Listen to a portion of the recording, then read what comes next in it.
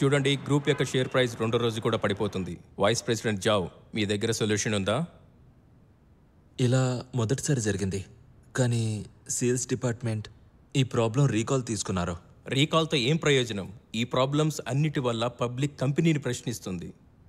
మనం దాన్ని ఏం చేద్దాం? అసలు విషయం ఏంటంటే, నిజానికి ఎప్పుడు కూడా మిస్టర్ ల్యూనే దీని ఇన్ఛార్జ్. వైస్ ప్రెసిడెంట్ ఈ మధ్యలోనే వచ్చారు. ఇంత తక్కువ సమయంలో ఈ సిచ్యువేషన్ని కంట్రోల్ చేయడం చాలా కష్టమైన పని. ఒకవేళ మీరు అతన్ని చేంజ్ చేసి రీఎలక్షన్ చేస్తే నాకు తెలిసి మన కంపెనీ పబ్లిక్ నమ్మకాన్ని పొందే అవకాశం ఉంటుంది. దీని గురించి ఏమన్నా చెప్తారా? ఇలా అయితే షేర్స్ అన్నీ ఏమవ్వాలి? ప్రెసిడెంట్ లేకుండా గ్రూప్ ప్రాబ్లం అసలు సాల్వ్ అవ్వదు. మిస్టర్ వెన్, చూస్తుంటే మీరు ఎక్కువే తొందరపడుతున్నట్టున్నారు. మిస్టర్ ల్యూ, మీరు ఇంట్లో రెస్ట్ తీసుకోవాల్సింది. మీరు ఇక్కడికి ఎందుకు వచ్చారు? గ్రూప్కి ప్రాబ్లం వచ్చింది, అది నాకన్నా పెద్దది. ఈ టైంలో గ్రూప్ అంతా కలిసి బాగా పనిచేయాలి, ఇంకా ఏదైనా సొల్యూషన్ వెతకాలి. నేను నిజానిజాలు బయటపెడతాను. ఇక ఎవరిని కూడా వారి స్వలాభం కోసం కంపెనీ ప్రెస్టేజ్ని పాడు చేయనివ్వను.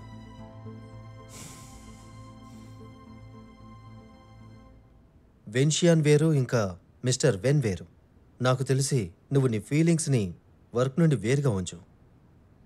లియో, ఇప్పుడు నువ్వు నా పనిలోనే కాకుండా నా ఫీలింగ్స్లో కూడా ఇంటర్ఫియర్ అవుతున్నావు. నువ్వు నేను కోరుకునేది నువ్వు ముందు ఎలా ఉన్నావో అలానే ఉండు. ఇంకా కాస్త ప్రశాంతంగా ఉండి పనిచేయి. ముందులాగానా? నువ్వెప్పుడు కూడా నేను నీ కిందే ఉండి పని చేయాలని కోరుకున్నావు కదా. ఇంకా ఇప్పుడు కూడా అయ్యింది, కేవలం నీ కారణంగానే అయింది. కాస్త ప్రశాంతంగా ఆలోచించు.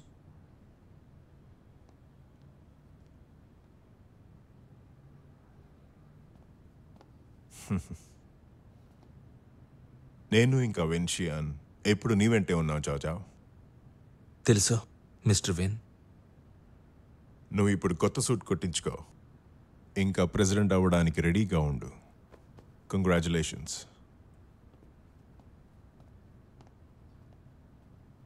మిస్టర్ లియూ, అసలైతే మన డిజైనర్ టాయ్ ఫస్ట్ బ్యాచ్ అంతా సేల్ అయిపోయింది, కానీ చాలా కన్జ్యూమర్స్ డేటా మన దగ్గర లేదు. అందుకే ఇంత తక్కువ సమయంలో వాళ్ళని రీకాల్ చేయడం అంటే చాలా కష్టం. దీని అర్థం నాకు తెలిసి ప్రాబ్లం ఇంకా పెరగొచ్చు అనిపిస్తోంది. ఇప్పటిదాకా విషయం కేవలం రీకాల్ గురించే కాదు. మన టాప్ ప్రయారిటీ కన్జ్యూమర్స్కి కాంపెన్సేట్ చేసి గ్రూప్ పరువుని కాపాడాలి. వైస్ ప్రెసిడెంట్ కన్జ్యూమర్స్ని శాంతిపరచడానికి వాళ్ళకి కాంపెన్సేషన్ ఇంకా మెడికల్ ఎయిడ్ కూడా ఇచ్చారు. సరే, చాలా మంచి పని చేశారు. కానీ ఇది మాత్రమే సరిపోదు. నేను ఏదైనా ఆలోచిస్తాను. ఓకే.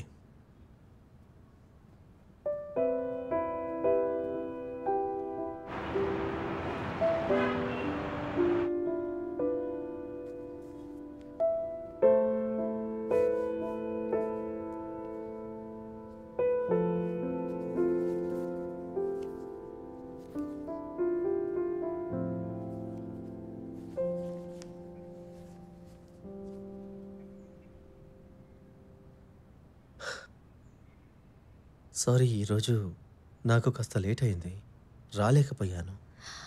ఏం పర్వాలేదు, ఇట్స్ ఓకే.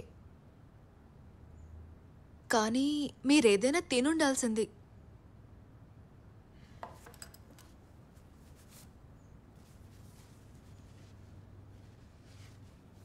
షిలాయ్, మీ దగ్గర ఏదైనా ప్లాన్ ఉందా? ఇప్పటిదాకా ఏం ఆలోచించలేదు, కానీ ఫాల్టీ ప్రోడక్ట్స్ని రీకాల్ చేసి కన్జ్యూమర్స్ నమ్మకాన్ని తిరిగి సంపాదించాలి. ఒకసారి నమ్మకం కోల్పోతే తిరిగి సంపాదించడం కష్టమవుతుంది. నాకు తెలిసి పాత పద్ధతిలో పని జరిగేలా లేదు. మనం ఇంకా వేరే ఏదైనా చేయాలి. సరే పదండి, బయటికి ఎక్కడికైనా వెళ్దాం. ఏదైనా గేమ్ పార్లర్కి. ఇప్పుడా? ఈ గేమ్స్ నీకు మైండ్ రిలాక్సేషనా? చూడండి, ఈ చిన్న చిన్న గేమ్స్ని మీరు తక్కువ అంచనా వేయకండి. నా మైండ్ వీటన్నింటి వల్లే కూల్ అవుతుంది. ఇవి మ్యాజిక్ వెపన్స్. ఒక గేమ్ ఆడదామా? ఛాలెంజ్ చేయకు. నీకు తెలియదేమో, నేను షూటింగ్ క్లబ్లో విఐపి మెంబర్ని. వావ్. ఇప్పుడు చెప్పు, ఏం కావాలి? ఇదిగో ఈ టెడ్డీ బేర్. ఇదిగో.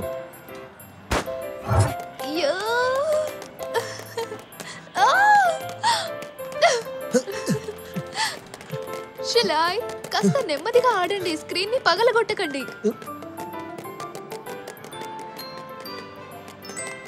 అటియాన్, ఇప్పుడు నువ్వేమన్నావు మళ్ళీ ఒకసారి చెప్పు. నేను అన్నది మెల్లగా స్క్రీన్ ని పగలగొట్టకండి అని. నాకు అర్థమైంది. ప్రాబ్లంకి సొల్యూషన్ దొరికింది. మ్వా! నువ్వు నిజంగా నా బంగారానివి.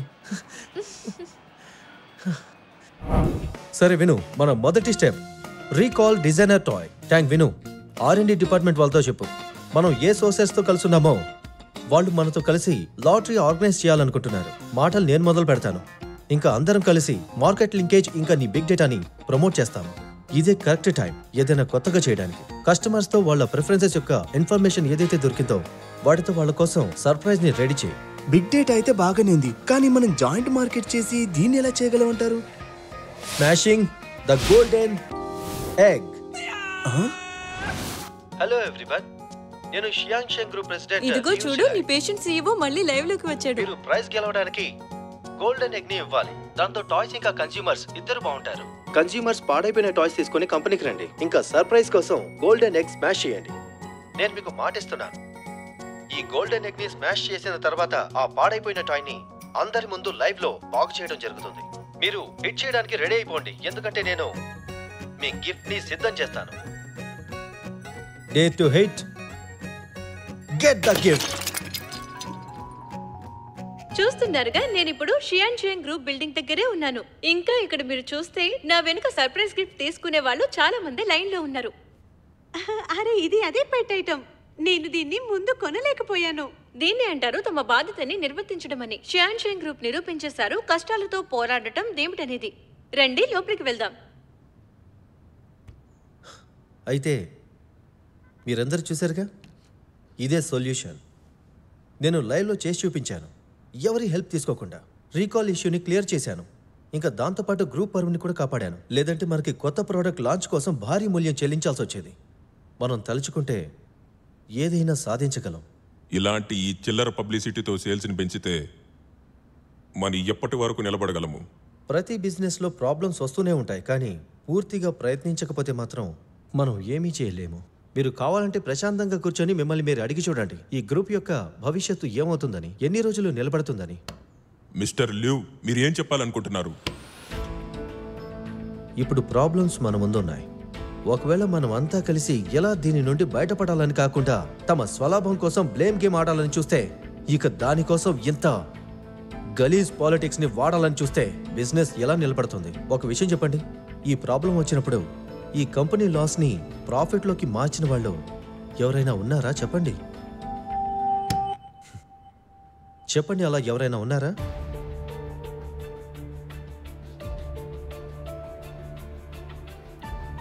ఇలా మంచిగా చెప్పి మీ బలాన్ని చూపించి మీరు మీ తప్పుని కప్పిపుచ్చుకోవాలని చూస్తున్నారు.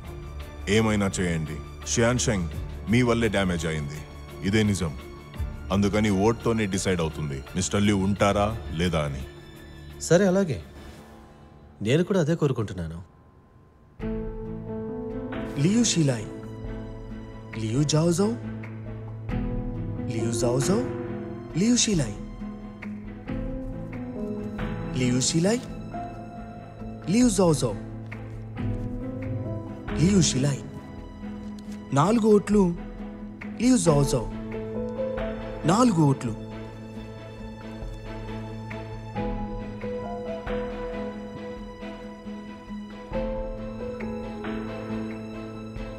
లియు షీలాయ్కి 5 ఓట్లు. Voting close. Xiang Sheng group next CEO కూడా మిస్టర్ లియు షీలాయ్నే ఉండబోతున్నారు.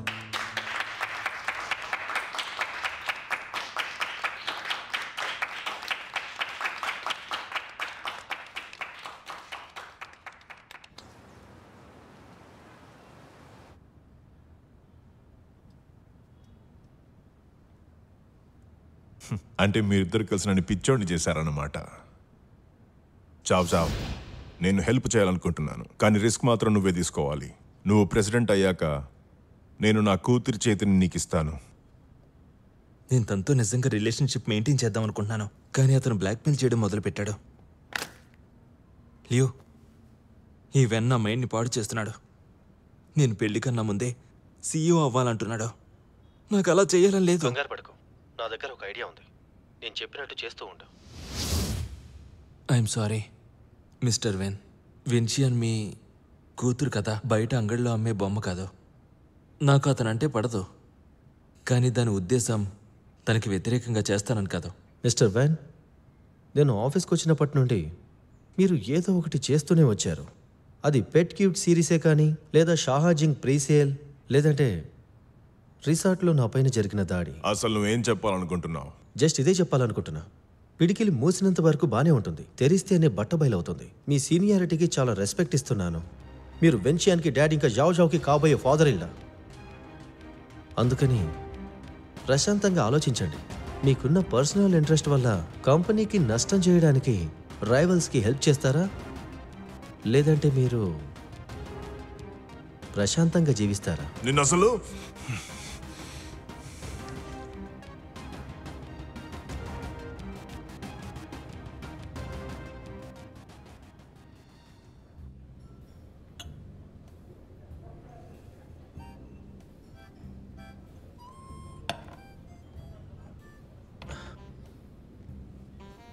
జావ్, నువ్వు మెచ్యూర్వి. నీ గురించి నువ్వు చూసుకోగలవు.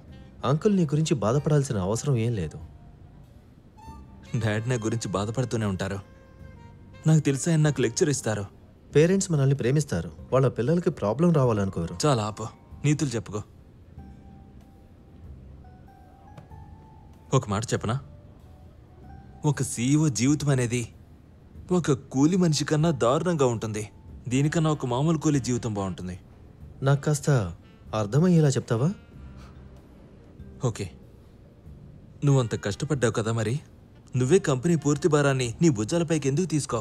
అప్పుడు నేను విషింగ్ వెల్లో తాబేల్లాగా చాలా ప్రశాంతంగా ఉంటాను. ఒప్పుకుంటాను. నా గోల్డెన్ టర్టిల్, థ్యాంక్ యూ నన్ను నమ్మినందుకు, అలాగే నన్ను హెల్ప్ అడిగినందుకు. నేనంతా నీపై కేవలం జలస్తోనే చేశాను. నా జీవితంలోకి ఎప్పుడైతే వెన్షియాన్ వచ్చిందో అప్పుడే నాకు అర్థమైంది అసలైన మంచి మనిషి ఎవరనేది, ఇంకా అలాగే తన బాధ్యతలు ఏమిటని. నేను తన్ని జీవితంతో ఒకే దగ్గర ఆపేయాలనుకోవడం లేదు. ఇంకా తన్ని బాధగా ఎప్పుడూ చూడకూడదనుకుంటున్నాను. అందుకనే నేను ఎలా అయితే ఉన్నానో అలాగే జీవితాంతం తనతో ఉండడమే బెటర్. కంగ్రాచ్యులేషన్స్, ఇప్పుడు నువ్వు ఒక మెచ్యూర్ పర్సన్ అయ్యావు. Congratulations to me. ఇప్పుడు నేను సంతోషంగా నా పాత లైఫ్లోకి వెళ్ళగలను. సరే అంకుల్, మీరు డాడ్తో మాట్లాడుతూ ఉండండి, నేను టీ తీసుకొస్తాను. సరే చెప్పు. నన్ను చూసి నవ్వడానికి వచ్చావా? నేను జస్ట్ కలవడానికి వచ్చాను, దాంతోపాటు నవ్వడానికి కూడా. నువ్వు ఓకే ఓకే, నా మైండ్ ఇప్పటికే మెంటల్గా ఉంది. నువ్వు నా మైండ్ని ఇంకా పాటు చేయడానికి వచ్చావా? అరే యార్, నువ్వు ఒత్తి పుణ్యానికి కోపం తెచ్చుకుంటున్నావు. నేను అసలు ఏమీ చేయలేదు. లియూ అసలు బోర్డు మీటింగ్లో ఏమీ ఎక్స్పోజ్ చేయలేదు, ఎందుకంటే వాడు నీకు ఒక ఛాన్స్ ఇవ్వాలనుకుంటున్నాడు. అప్పుడైనా గౌరవంగా రిటైర్ అవుతావని. నిజంగానే తను నన్ను రిటైర్ అయితే చూడాలనుకుంటున్నాడా? తప్పకుండా. నేను నీకేం చెప్పాలనుకుంటున్నా అంటే, కెరీర్ వైజ్ చూస్తే మనం చాలా ఎక్కువ పని చేసాం. ఇప్పుడు ఇంకా రెస్ట్ తీసుకుందాం. ఇప్పుడు మన పిల్లలు పని చేయాల్సిన సమయం. నీకేంటి, ఇద్దరు మగపిల్లలు కదా, అందుకే ఇలా అంటున్నావు. అరే, నీకు కూడా ఇంత మంచి అందమైన అమ్మాయి ఉంది కదా. చాలా తొందరలోనే నీ కూతురు నా కూతురు కాబోతుంది. నీ కూతురేంటి, తను నా కూతురు. చూసావా వీడిని ఎలా మిడిసిపడుతున్నాడో? ఎప్పటిలాగా కోపంగానే ఉంటాడు. ఇది మీకోసం. చాయ్ చాలా బాగుంది. అంతేమీ లేదులే, ఇంకో చాయ్ దొరుకుతుందా? నాకు అంతా తెలిసిన తర్వాత మీరు ఎలా ఫిగర్ అవుట్ చేశారు? మొత్తం స్టెప్ బై స్టెప్. సూపర్ ల్యూ, నా బాయ్ ఫ్రెండ్ సూపర్. అటియాన్, ఒకవేళ నువ్వు చెప్పుండకపోతే నాకు గోల్డెన్ ఎగ్స్ ఐడియా వచ్చుండేదే కాదు. అలా అని ఏమీ లేదు, ఎప్పుడు ఏదో ఒక దారి కూడా ఉంటుంది. సర్ప్రైజ్ పొంది గెలవండి. నువ్వు ఇంకా అలానే ఆలోచిస్తున్నావా? అందరిలాగే మామూలుగా ఆలోచించడం తప్పని? అది నా అలవాటు. నేను ఆలోచించేదాన్ని. ఎప్పుడు కూడా మీరు నాకు చాలా టఫ్ టాస్క్ ఇచ్చేవారు. మరి ఇప్పుడేమనిపిస్తుంది? ఏమనిపిస్తుందంటే నా కోసం మీరు దేవుడిచ్చిన వరం.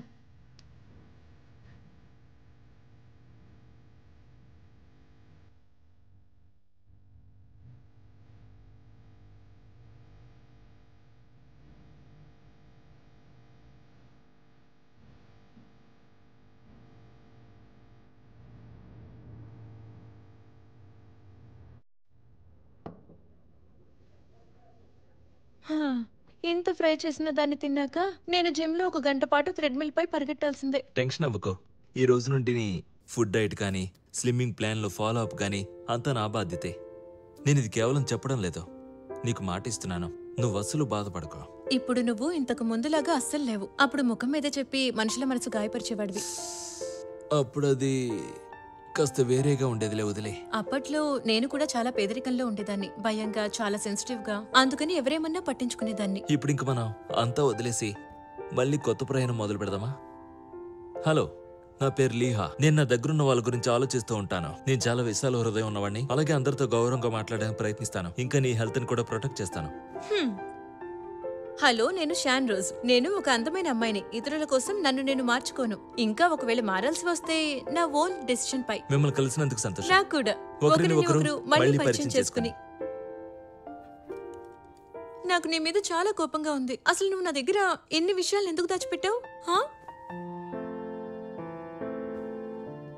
నువ్వు ఇది సీక్రెట్ గా ఉంచలేమనిపించింది, అందుకే నీకు చెప్పలేదు. నీకు ఆ టైంలో కష్టంగా ఉండుంటుంది కదా నా ప్రియమైన ప్రిన్సెస్. కష్టంగానే ఉంది. నేను నిన్నెక్కడ పోగొట్టుకుంటానో అని భయం కూడా. కానీ నాకు తెలుసు ఇదంతా నువ్వు నా కోసమే చేసావని. అందరూ నిన్ను తప్పుగా అనుకున్నారు. జావ్, ఎల్లప్పుడూ నువ్వు నా వెంటే ఉన్నందుకు థ్యాంక్ యూ. నేను ఇప్పుడు ఎలా ఫీల్ అవుతున్నానంటే నిన్ను చూస్ చేసుకుని తప్పు చేయలేదని. ఇంకా ఇప్పుడు నేను నిన్ను ఇంతకు ముందు కన్నా ఎక్కువగా ప్రేమిస్తున్నాను. ఇప్పుడేం ఆలోచిస్తున్నావు? నేను నిన్ను వదిలిపెట్టను.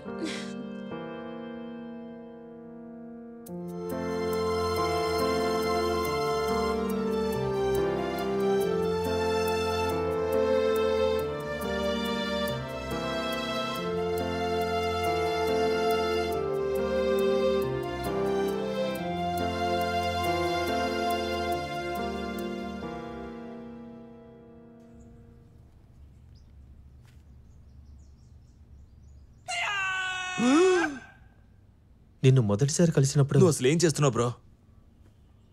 నువ్వు ఇప్పుడు ఎలా అయితే రింగిస్తున్నావో అది చాలా బోరింగ్, ఇంకా అవుట్డేటెడ్ అయిపోయింది.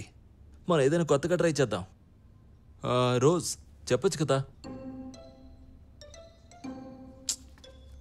మిస్టర్ లియు, అటియాన్తో మొదటి పరిచయం ఎలా జరిగింది అదే రీక్రియేట్ చేద్దాం.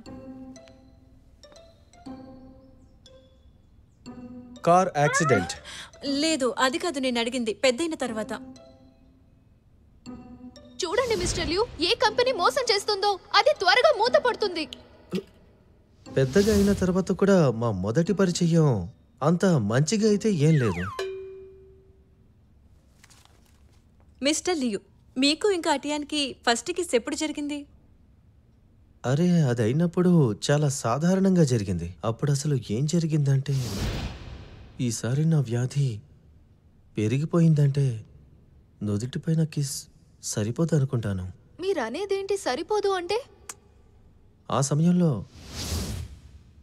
అది చాలా అందమైన కిస్, కానీ కాస్త తెలివిగా చేశాను. అలానా? దాని తర్వాత మీకు అటియాన్కి మధ్య ఏదైనా రొమాంటిక్ మూమెంట్ జరిగిందా?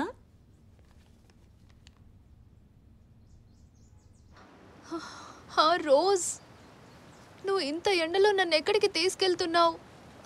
ఇక్కడ అసలు ఏం సర్ప్రైజ్ ఉంది? అటియాన్, నువ్వు ఫ్యూచర్లో ఎక్కడికైనా వెళ్ళు, నా కుటుంబం ఎప్పటికీ నువ్వే.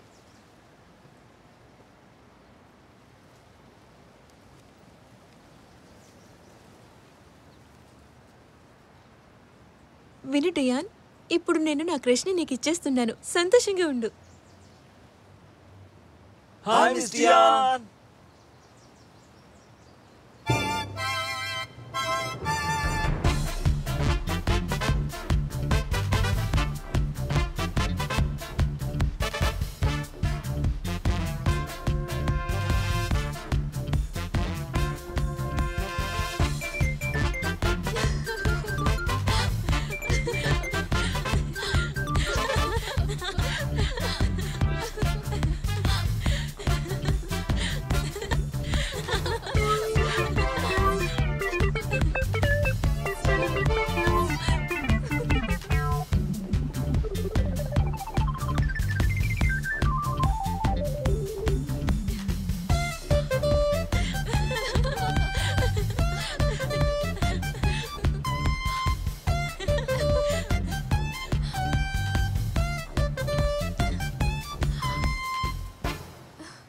బాయ్ ఫ్రెండ్ అందరికన్నా హ్యాండ్సమ్. జాక్ అయితే ఇంకా సూపర్ డాన్స్ చేశాడు. నా చేతుల్ని నేనే జోడి చేసుకోవాల్సి వస్తుంది.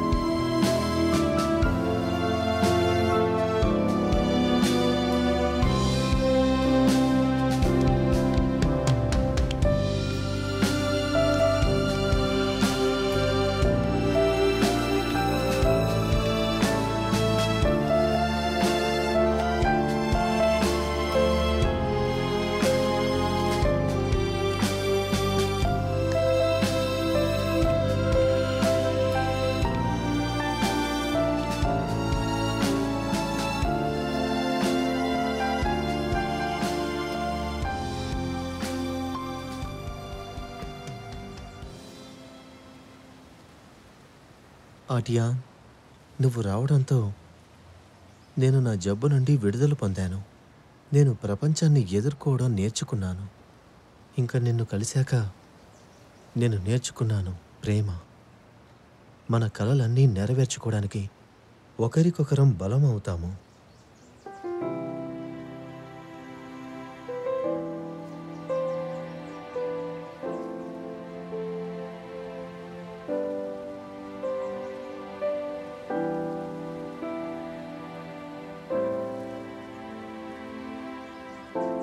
మరి నువ్వు ఈ పిచ్చివాటిని పెళ్లి చేసుకుంటావా?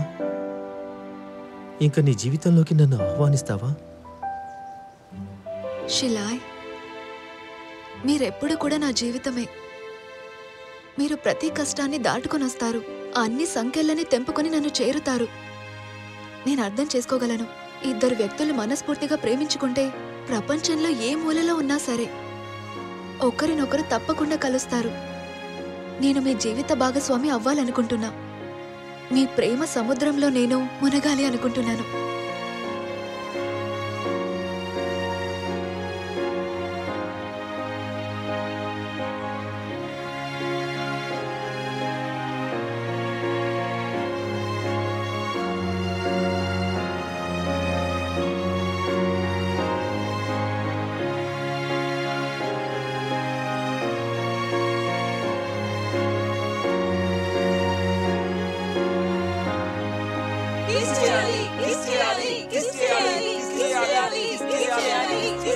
చివరికి నా బాస్ నిజమైన ప్రపంచంలోకి వచ్చేసారు. మ్యూజిక్ గట్టిగా మోగించండి.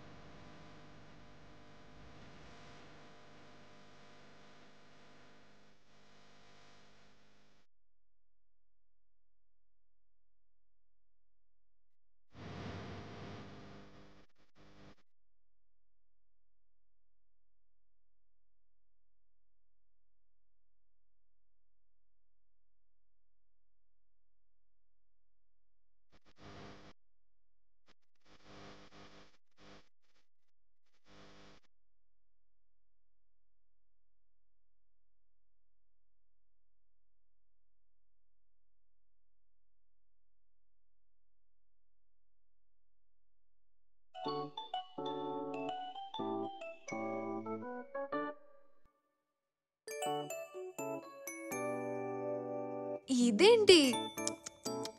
నువ్వు డైట్ ఫాలో అవుతూ ఇంత ఆనందంగా ఉండడం నేను ఈ రోజు వరకు చూడలేదు. నా పాత క్లాస్మేట్ నా కోసం దీన్ని చాలా ప్రేమగా చేసిచ్చాడు. తిన్నా కూడా వెయిట్ పెరుగును. నువ్వు కూడా ట్రై చేస్తావా? నాకు అర్థమైంది. డైట్ కాదు, దీన్ని చేసిన వాళ్ళు నచ్చారు. ఇందులో డాక్టర్ లీ ఫీలింగ్స్ కూడా ఉన్నాయి. మేము కేవలం classmates, school mate relationship. School mate relationship. ఈరోజు క్లాస్మేట్, రేపు నైబర్ అబ్బాయి, ఎల్లుండి తను అవుతాడు హాట్ బాయ్ ఫ్రెండ్. అటియా నన్ను సతాయించుకు.